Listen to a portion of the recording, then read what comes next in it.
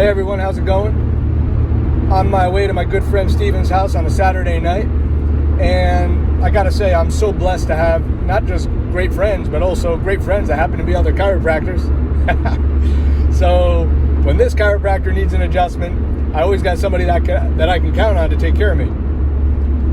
I want to make a quick video that's sort of the prelude to the actual podcast report card, because I got all my blood work back and I got my coronary calcium score, which is, in my opinion, the gold standard for scanning the coronary vessels of the heart to see if you actually have this plaque buildup, this arterial blockage, if you will. So let's just jump right into it. My coronary calcium score was a 0. That is the best possible score. I have no signs of any plaque in my arteries.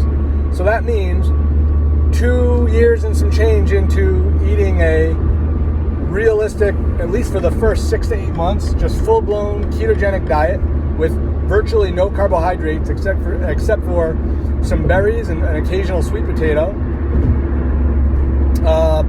That's the result, where all my food was coming from saturated fat and animal products / beef, meat, chicken, lots of avocado, lots of fatty macadamia nuts, almonds, seeds, things of that nature.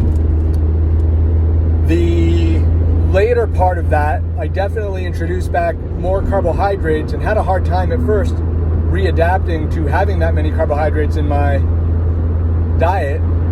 And more recently, I went more of this, well, I said carnivore realm, though in actuality it's probably more of an Atkins type of diet. And what that means is I eat a ton of protein. So again, saturated fat, almost all predominantly from red meat. You keep seeing my posts about barbecue, and a lot of brisket, again, red meat, lamb, things of that nature. And again, leading to the coronary calcium score and my cholesterol, aka lipid panel, that all came back very nice. In other words, very low triglyceride, very high HDL, and a fairly high LDL, but actually not as high as some would think. So anything above a 100, they flag you and say, oh, that's high LDL, that's the bad cholesterol.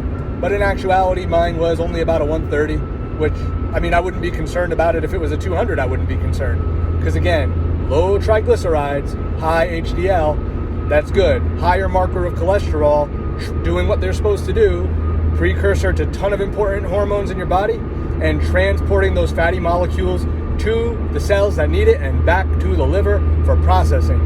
So, in a nutshell, that is all the good news. Clear coronary calcium score, great triglyceride panel, and great vitamin D, great testosterone levels. I'm going to go through all of these. I'm going to go through all of these in detail in the upcoming podcast.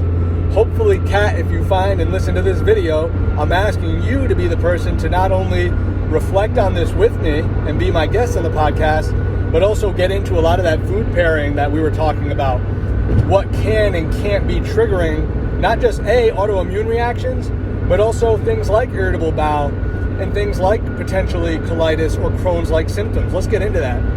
So lastly, I want to point out, and we're going to go over this again in detail, but my blood sugar, my fasting glucose, was actually fairly high, a little bit concerning for me, considering that it was 2 years ago when I went on this ketogenic diet, that I was concerned that I was developing pre-diabetes-like symptoms, including the frequent urination and the night vision issues, amongst other things.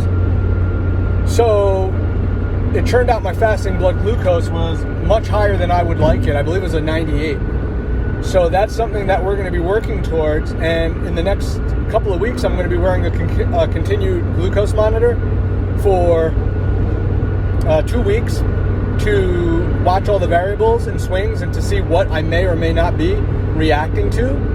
Because there is something called physiologic insulin resistance, if I'm not mistaken, where the blood sugar and insulin is not working in unison the way it probably should, because it's not recognizing a lot of these carbohydrates the way that it would have prior to doing a very strict long-term ketogenic diet. So that is something that I'm going to have to look into further, because I can't give myself the full bill of health 2.5 years later. I have to say everything looked really good and I'm very happy about it, but I'm not happy with that fasting glucose, and that's what we're going to look into further. And I look forward to sharing my story continued, because I want people to know that, you know, high cholesterol is not a marker that we should be running to the doctor for, and we shouldn't be concerned about. But, you know, feeling like crap and not living optimally healthy life is something we should be concerned about. So guys, that's it for now. And until next time, everyone, it's Dr. Pearlman. Have a great weekend.